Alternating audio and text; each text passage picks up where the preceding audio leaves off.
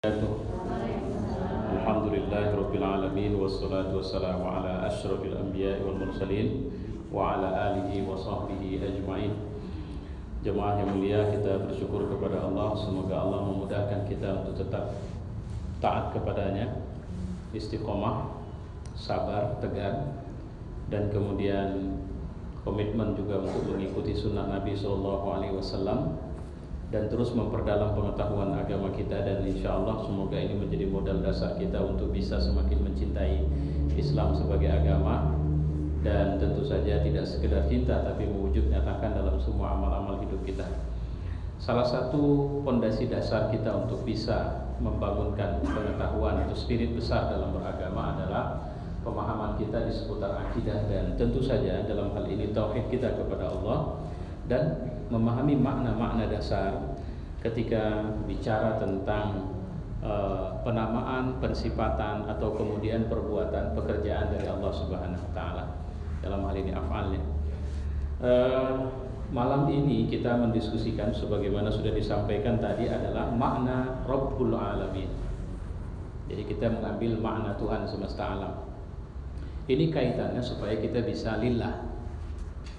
Ya, saya perlu mengingatkan, saya sepertinya sudah menyampaikan kepada kita bahwa ketika kita bicara lillah, itu spiritnya, saya ulang sekali lagi, spiritnya itu bukan kita bisa dapat apa. Jadi karena terus terang kalau sudah bicara lillahi ta'ala, yang kebayang kita ikhlas tanpa pamrih. Yang penting kita berbuat sajalah, yang penting apa yang kita dapat dari Allah. Bukan itu, spirit dasarnya bukan itu. Lillah ini akan menjadi modal kita untuk bisa dapat apa, kira-kira begitu. Ya. Jadi kalau saya ingin anak saya soleh, caranya harus saya mendidik anak saya lillah. Nah, kira-kira begitu. Saya mau sholat saya ini punya efek, punya pengaruh kepada aktivitas keseharian saya, maka sholat harus saya kerjakan lillah. Nggak bisa yang lain, nggak boleh ada spirit lain gitu. Nah, apa definisi lillah? Ini saya sampaikan sekedar perulangan. Yang pertama, karena kita sudah pernah sampaikan ini, ya. Yang pertama adalah lil milk, bahwa ketika aku ngerjain ini, dari mulai aku bisa berbuat sampai output hasilnya itu yang punya Allah. Bapak tadi datang kemari, ibu datang kemari, berbagai cara datang, ada yang pakai mobil, ada yang pakai sepeda motor, ada yang naik angkot, ada yang naik becak. Instrumen atau media untuk bisa datang kemari itu semua adalah jalan kaki. Ada ibu udah, karena ada yang protes yang jalan kaki kok nggak dibilang gitu. Nah itu semua ya, itu semuanya adalah media yang Allah sediakan sama kita. Kemudian siapa yang menggerakkannya? Allah. Menggerakkan apa? Menggerakkan kita untuk bergerak kemari itu Allah. Jadi kalau bahasanya lillah itu artinya apapun kenapapun, dan amalku ini bukan hebatnya aku, ini Allah yang hebat. Ustaz udah sholat, sudah alhamdulillah. Itu yang hebat, yang ketika akhirnya saya bisa sholat tepat waktu misalnya, itu Allah bukan saya. Jadi semua ini karena Dia. Nah itu memaknakannya begitu. Dari sampai kemudian hasil pencapaiannya itu juga Allah. Dan Allah tidak mungkin ketika kalau sudah Allah yang gerakkan, itu artinya tidak ada amal yang lillah kita kerjakan kecuali pasti outputnya positif, pasti optimal, pasti sukses. Jadi saya udah bisa bilang pasti. Kalau sudah lillah pasti sukses. Apalagi kita barengi dengan mengikutkannya dengan semua ketentuan yang Allah suruh kita kerjakan, pasti. Tapi Pak, si Anu kerjanya lillah, ternyata hidupnya biasa-biasa saja. Cerita lillah ini kita sudah punya mindset ukhrawiyah. Kita nggak bicara cuma dunia, kita bicara sampai ke akhirat ini. Dan ukuran-ukurannya yang kita menunjukkan bahwa dia sudah sukses itu bukan cuma dapat duit banyak, rumah besar, belum. Ternyata bisa jadi rumah besar menyimpan masalah besar. Simpanan-simpanan duit banyak ternyata jadi bom waktu setelah kematiannya. Apa yang terjadi? Anak-anaknya bertengkar habis. Misalnya, coba. Ya, itu yang pertama definisinya. Yang kedua, lillah itu bermakna lil istihqaq. Maknanya mengambil berkah, mengambil kelimpahan dari situ. Jadi ketika saya mengatakan saya ngajar ngaji ini lillah, apa yang saya mau? Saya mau ini ada bukan sekedar muatan apa yang bisa saya tengok dengan mata fisik saya, tapi ada berkah. Berkah itu apa? Ada ziyadatul khair, ada keuntungan yang baik yang saya yakini Allah kasih sama saya. Apa bentuk keuntungan yang baik? Banyak. Bisa jadi sehat. Kemarin saya syuting, host saya itu dia bilang apa? Saya hampir memutuskan nggak jadi datang, Ustaz. Kenapa? Perut saya ngulah. Jadi ketika mengawali syuting saya bilang sama dia, jangan takut kalau cuma sekedar perut ngulah, ini dakwah insya Allah bisa sembuh. Alhamdulillah tidak ada masalah dia sepanjang 16 episode berlangsung rekaman. Kenapa saya ngomong begitu? Karena saya melihat bahwa kalau kita sedang on dalam dakwah, itu sakit fisik bisa sembuh insya Allah. Jadi saya sudah buktiin itu berulang-ulang. Kalau cuma sekedar lemah-lemah kecil, bahkan terkadang ada satu yang saya masih ingat sekali, itu dengan situasi suara yang malam itu saya juga akhirnya mengisi ceramah setelah pulang dari Kota Candi. Itu saya demam, apa semua saya berangkat, suara saya kalau ngomong seraknya luar biasa. Tapi hasil dakwahnya alhamdulillah orang nggak nyangka bahwa sedang mengalami flu berat dan sebagainya. Nah, ini bukan persoalan bangga-banggaan, ini apa yang kita dapat. Saya lillah insya Allah, maka Allah kasih berkah. Berkahnya macam-macam itu. Yang ketiga, memaknakan lil ikhtisas, bahwa amal ini saya tidak punya orientasi lain kecuali ini khusus aku dan Tuhan ya. Kalau saya melakukan sesuatu dan saya persembahkan untuk seseorang dan saya melayani dia dengan baik, pasti dia akan sayang sama saya. Maka artinya ketika saya sudah melakukan satu amal dengan lillah, saya khususkan hanya untuk Tuhan, maka pasti Tuhan akan bantu saya dalam semua urusan saya. Maka disinilah orang-orang mukmin dia selalu belajar dan mengerti bahwa kesabarannya dalam melewati episode hidup yang mungkin saja tidak mengenakkan jiwanya. Oke, baik. Yang terakhir, ini kena perulangan. Lit ta'lil, maknanya bahwa lillahi ta'ala itu harus menjadi proses. Ini motif besar. Kamu buat begini, apa sih motifmu? Allah. Apa yang dimaksud dengan motifnya Allah? Aku jalanin ini karena dia, dan dia menyediakan semua perangkat yang aku butuhkan dalam pekerjaanku ini, dan aku berharap dia memberi sesuatu yang bukan tidak mungkin. Aku berharap mauku ini, tapi aku yakin dia akan memberikan sesuatu yang jauh lebih baik dari mauku. Pertama bisa jadi karena mauku itu dia juga mau. Kedua mungkin dia tidak mau dan dia kasih yang lain kepadaku, dan itu akan bermanfaat baik samaku. Maka aku tidak pernah curiga sama Tuhan. Orang yang lillah dia punya baik sangka. Orang yang baik sangka nggak stres.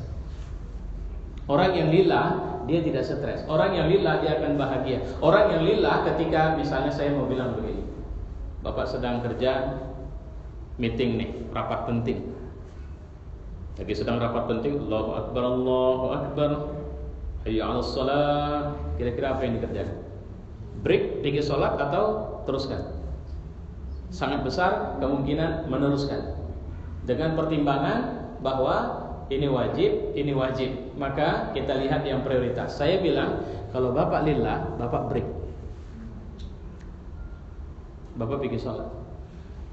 Yang ngantar kita ini yang jadi ikat saya tadi siapa Pak? Si Jun ini sebut mana dia? Enggak di sini kan? Nah, ini kan kerjanya sebenarnya kan perintah dari ini Pak Rahim lah yang kasih perintah ini kan Pak ya. Karena masjid ini, pokoknya urusanmu ini kan begitu. Kira-kira sudah ada protapnya itu. Jam sekian kau begini, jam sekian kau begini, gajimu ini. Oke. Terus tiba-tiba lagi dia sedang menyiapkan teh manis tadi. Ini contoh ini. Pak Rahim datang, Jun, tolong siapkan dulu teh susu untukku khusus. Kira-kira dia nolak atau nurut? Itu masuk bab pekerjaan rutinnya atau enggak? Tidak. Pertanyaannya, dia tetap taat, dianggap taat atau enggak? Taat. Jadi sama seperti pembantu di sebuah rumah. Pembantu di sebuah rumah, dia pokoknya kau layani, tugasmu masak, cuci, gosok, semua.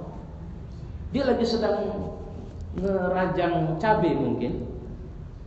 Terus majikannya datang, coba pergi sebentar tuh, bapak pulang, tolong bukakan gerbang. Apa yang akan dia lakukan? Buka. Nah, saya mau bilang, seorang mukmin yang lillah, dia memahami 24 jam itu adalah bahasa ketaatan dia kepada Allah. Ketika dia sedang mengerjakan satu pekerjaan apapun itu, datang interupsi, kalau mau kita bilang begitu, Allah bilang, gerak sana, hayya 'alas shalah. Maka dia tidak menganggap pergi sholat itu dengan bermakna membangkang perintah Allah, tidak, tapi menyatakan semua ibadah itu saling sinergis dalam bahagian ketundukanku kepada Allah. Ini dahsyat ini hasilnya. Sehingga apapun dia tetap selalu berpikir optimal. Sampai ke kamar mandi sekalipun dia ingin tunjukin bahwa dia sedang dalam rangka pengabdian dia kepada Allah Subhanahu wa ta'ala.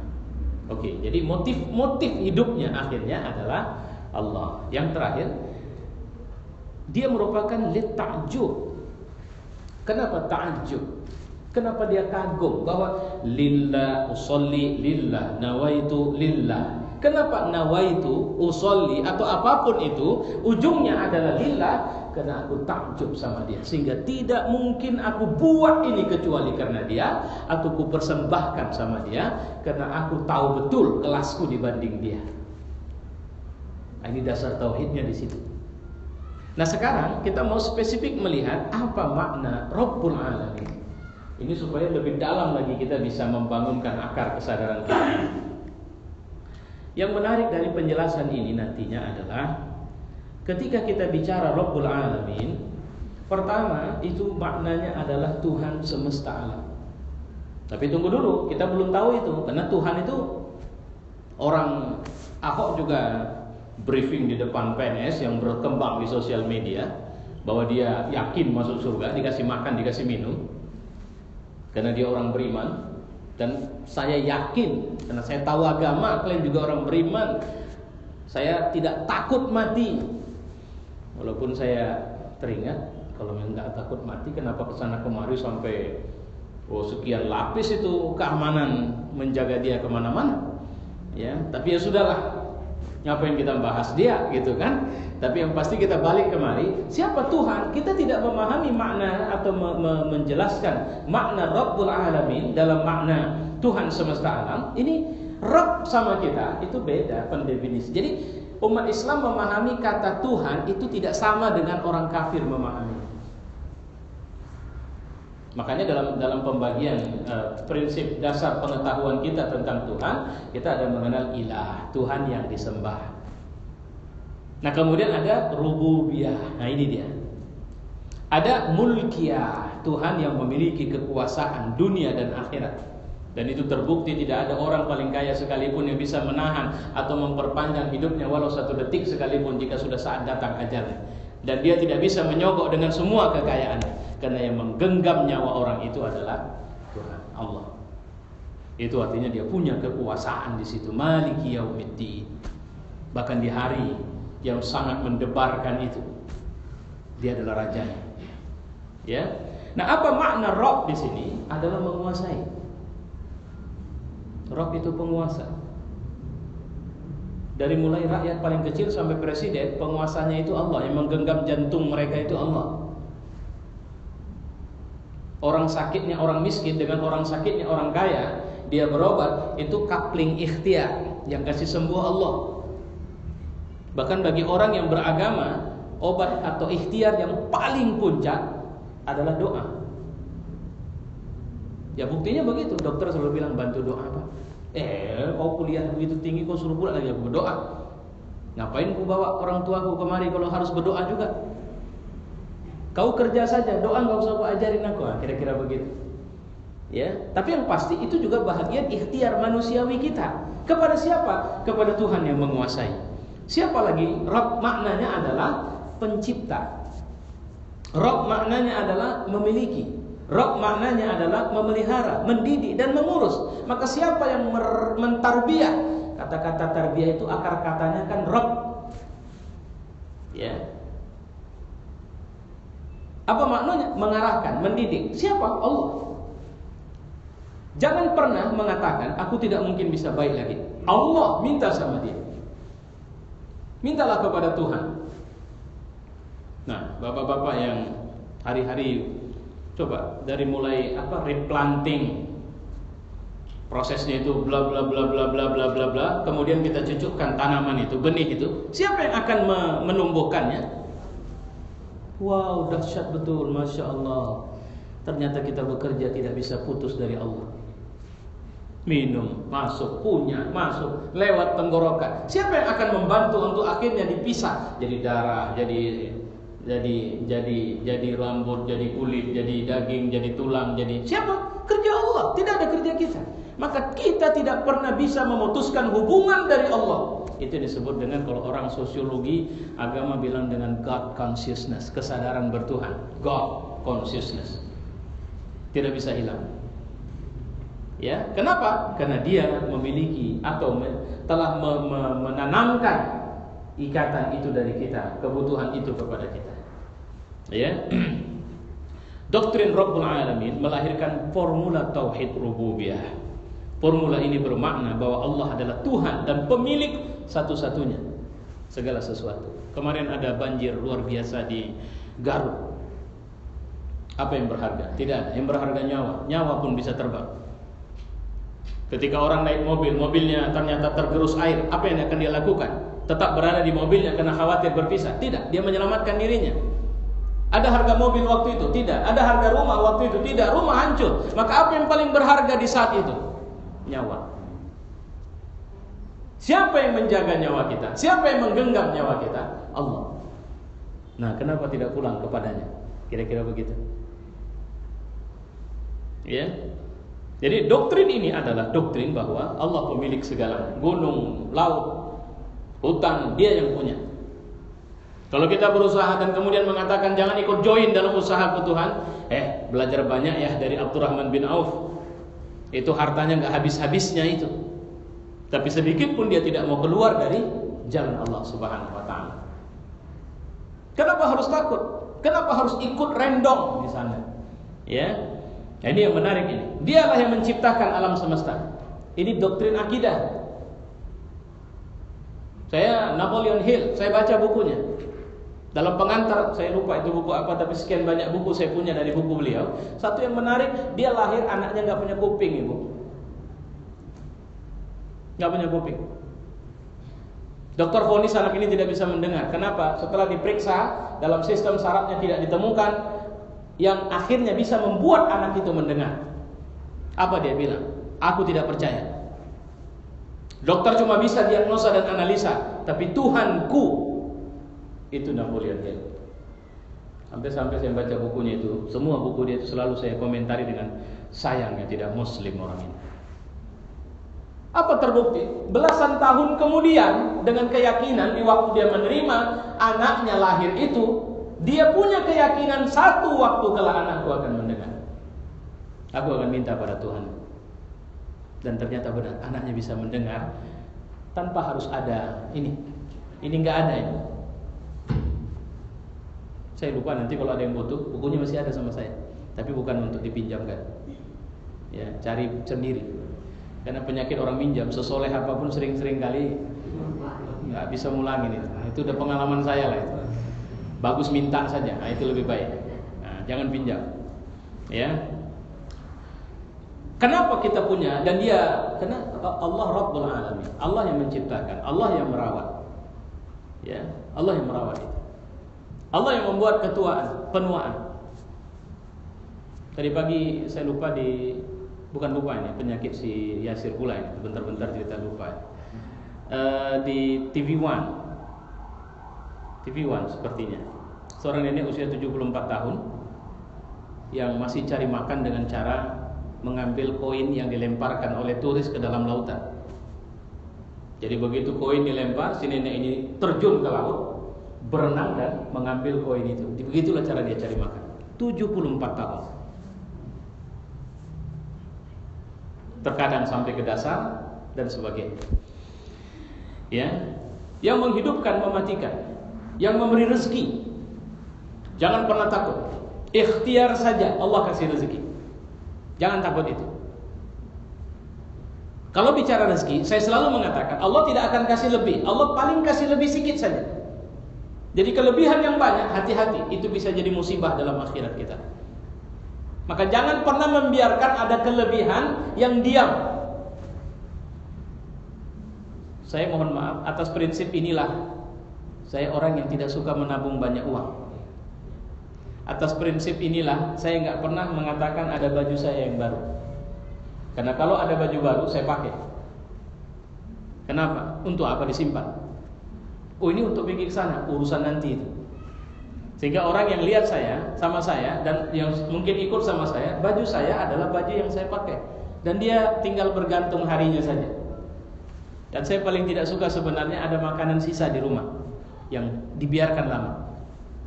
Dan itu selalu marah, itu nggak percaya nanti istri saya bawa, boleh tanya sama dia. Itu kalau sempat saya tahu, apalagi kalau saya sudah membuka kulkas dan saya temukan makanan yang bukan hanya sehari 2 hari, tapi sekian hari, wah itu saya bisa meledak marah itu. Ya, kenapa? Karena bagi saya bilang makanan yang tidak kita makan di rumah ini lagi masih banyak orang di luar yang mau antarkan. Nah, penyakit setan selalu bilang apa? Segan. Kita cuma ngasih sisa, itu setan itu. Ya, oke. Tauhid rububiyah ini dapat melahirkan spirit sebagai berikut. Pertama, Allah lah yang mewujudkan segala sesuatu yang ada di dunia ini. Tidak ada kekuasaan manusia apapun. Orang tidak boleh menjamin. Quran sudah menceritakan ada orang yang bekerja atau memiliki kebun hebat luas dan subur sampai datang jelang panen dan sudah diyakini panen, sudah nampak buah-buahnya sudah bagus. Besok lepas subuh panen. Tapi apa yang Allah buat pada kebun itu? Malamnya Allah datangkan angin puting beliung dan menghancurkan kebun itu. Kenapa? Jangan mereka pikir itu punya mereka. Aku punya kuasa, kira-kira begitu. Bisa membuat itu ada atau tidak. Dan kata kuncinya di pelajaran itu adalah iman kepada Allah. Allah lah yang memberi kesuksesan kepada seseorang, sehingga jangan pernah mengklaim keakuan di situ. Jadi kalau kita mengalami sukses, jangan bilang, ya ini jerih payah yang cukup lama memang. Jadi coba kalaupun sekarang memang udah tertundanya ini, tapi saya pun tetap bersyukur. Jangan begitu. Kalau orang melihat kita sukses dan memuji kita, katakan alhamdulillah. Itu prinsipnya di sana. Gak ada luar biasanya kita di situ. Ketika seorang istri melahirkan anak, sukses operasinya, sukses ya, terima kasih, sukses ya, terima kasih. Siapa kau? Apa kau yang hebat di situ? Bukankah tidak sulit bagi Allah untuk kemudian membuat itu tidak lancar atau meninggal salah satunya? Saya menemukan ada orang yang begitu rawat di anaknya begitu rawat sampai jelang-jelang ketika akan melahirkan, anaknya tidak lahir dalam kondisi sehat atau bahkan meninggal dunia. Padahal dia cukup care. Siapa? Apa hebat? Nah itu. Jadi tidak ada sukses kecuali karena Allah. Ini prinsip. Kemudian Allah yang memberi kesempatan membuat kita berhasil. Maka jangan lepas peluang. Jadi ada orang yang selalu, saya pelajaran hidup sama saya, ketika ada kepercayaan diberikan orang kepada kita, jangan tolak. Karena bisa jadi itu Allah yang sedang memberikan kepercayaan itu kepada. Pelajaran ini di tengah saya belajar agama, artinya nyaris separuh saya baru dapat ilmu. Dulu kalau diundang makan, Ustaz singgah ke rumah makan, aduh enggak saya, Ustaz dulu makan. Saya paling tidak suka. Nah belakangan saya merasa saya orang yang sombong kalau begitu. Nabi saja orang susah mengundang makan dia datang. Cuma begitu saya belajar tidak sombong, tidak ada lagi yang mengundang makan ke rumahnya. Itu apa namanya? Kalaupun ada, saya siap insya Allah. Nah, coba diuji, dites sekali-sekali. Allah yang mengatur garis hidup seseorang. Jadi tidak ada. Walaupun orang mengatakan habis nanti karirmu begini, jangan pernah takut. Allah yang menentukan kita. Allah sudah menetapkan kita. Dan kalau kita percaya kepadanya, kalau kita ikut apa yang Dia mau, dalam arti kata menjalani semua ketentuannya, jangan takut. Allah tidak akan biarkan kita dalam posisi lemah. Allah yang mengatur garis hidup, Allah tempat bergantung yang sejati, dan Allah menjadi tujuan segalanya. Ini yang harus kita pahami. Nah, saya ingin mengakhiri ceramah ini dengan satu kisah inspiratif terkait Ibnu Ibrahim bin Adham dan burung gagak. Diceritakan bagaimana rezeki manusia itu diatur oleh Allah. Berdasarkan logika, tidak mungkin Allah menciptakan manusia tanpa disertai rezeki. Oleh karena itu dalam berbagai keterangan disebutkan bahwa kita jangan khawatir dengan rezeki. Allah pencipta kita tidak akan membiarkan kita mati kelaparan. Tapi hati-hati kalau sudah ada kezaliman, itu yang berbahaya. Jadi memutus rezeki kita. Manusia semakin hari semakin banyak, tapi karunia Allah dalam ini tidak pernah habis. Jadi teori keluarga berencana dengan merencanakan jumlah yang semakin kecil itu tidak benar secara syariat. Ya. Terlepas dari apa pikiran-pikiran yang negeri-negeri yang memunculkan termasuk Indonesia. Tapi kalau keluarga berencana dimaknai dengan merencanakan siapa anak ini 20, 30 tahun ke depan, itu baru. Itu harus 100% kita dukung. Jadi ada misalnya dengan lebih dahulu mempelajari kompetensi anak. Ya, sekarang ada mekanisme, ada kalau saya tidak hilaf stipin. Dia bisa membaca tingkat kecerdasan anak dan kira-kira kalau itu kepada pekerjaan, apa pekerjaan yang paling layak untuk anaknya. Nah, ini kalau mau, ini ada orangnya bisa saya minta tolong bantu untuk mau datang ke rumah, Pak. Jadi anak-anak kita dites. Ya, dites, kemudian dia bisa bilang, wah kecenderungan anak ini pedagang ini Pak, kecenderungan anak ini. Dari mana? Dari bukti-bukti yang secara ilmiah mereka buat dalam tes itu. Nah, itu metode Stephen kalau nggak silap saya. Ya, nah itu menarik. Nah dari situ kita kemudian bisa mengembangkan, mengarahkan, mendidik. Silakan, bahwa aku mau karena dia mengarah menjadi seorang alim, aku mau 30 tahun ke depan dia ini ulama baru di Republik ini. Nah kira-kira begitu. Ini penting ini. Potensi anak harus kita kenal itu dari bawah. Baik, kita lihat lagi. Terkadang kita menyalahkan arti tawakal dengan hanya berdoa. Kita berharap rezeki datang ke rumah tanpa mau berusaha. Diceritakan sebab yang melahirkan melatar belakangi Ibrahim bin Adham taubat adalah pertemuannya dengan burung gagak. Satu hari ia melakukan perjalanan berburu. Ia istirahat di satu tempat dan membuka perbekalannya. Sebelum ia sempat memasukkan ke dalam mulut, tiba-tiba datang seekor burung gagak mengambil roti dengan paruhnya. Disambar burung itu. Ya. Ibrahim penasaran, heran. Lalu dia menunggang kudanya, mengejar ke arah mana burung itu pergi. Burung itu hilang dari kejarannya karena terbang ke atas sebuah bukit. Dia pun mengikuti. Dari kejauhan yang melihat burung itu. Begitu didekati burung itu terbang, ia melihat seorang tergeletak dalam keadaan terikat. Ibrahim turun dari kudanya dan bertanya, siapa kau? Orang itu menjawab, aku ini seorang pedagang. Ketika pulang dari berdagang aku dirampok. Mereka mengambil semua milikku. Lantas kemudian mereka mengikatku dan melempar di tempat ini. Selama 7 hari di sini aku ditemani burung gagak ini. Setiap hari ia datang dengan membawa sepotong roti. Ia bertengger di dadaku, mengoyak roti, memasukkan ke dalam mulutku. Allah tidak membiarkanku kelaparan. Saya dulu waktu ingat nggak ada acara flora dan fauna. Dulu saya baca dalam satu bukunya Imam Al-Ghazali tentang adanya seekor binatang yang tinggalnya di dinding batu karang di lautan. Ya. Cuma saya lupa ini. Dia makannya daun dan daun ini nggak ada di laut. Daunnya ada di daratan. Setiap hari seekor katak mengambilkan daun itu dan terjun berenang ke dalam laut dan memberikan makan kepada makhluk itu, sejenis ikan.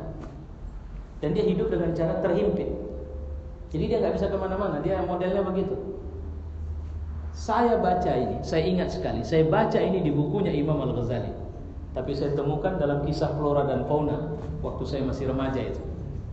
Saya takjub sekali, ya Allah. Ternyata apa yang dibilang Imam Ghazali itu ternyata ada. Jadi flora fauna itu kan dulu cerita ada juga lautan gitu. Salah satunya saya tidak ingat persis. Diceritakan tentang makhluk yang sama persis diceritakan oleh Imam Ghazali. Dan ini ditemukan oleh bagaimana ingat kisah Hamas ketika terjadi perang dalam bulan Ramadan 2 atau 3 tahun yang lalu. Hamas diserang habis-habisan oleh Israel. jet tempur dan sebagainya. Tapi kemudian ketika mereka mencoba masuk jalan darat, itu dihantam oleh pasukan Hamas. Dan yang menarik, ada sepasukan anak muda Hamas yang mereka itu masuk dalam terowongan bawah tanah, tapi tertutup. Akhirnya mereka sekitar 20 hari di dalam.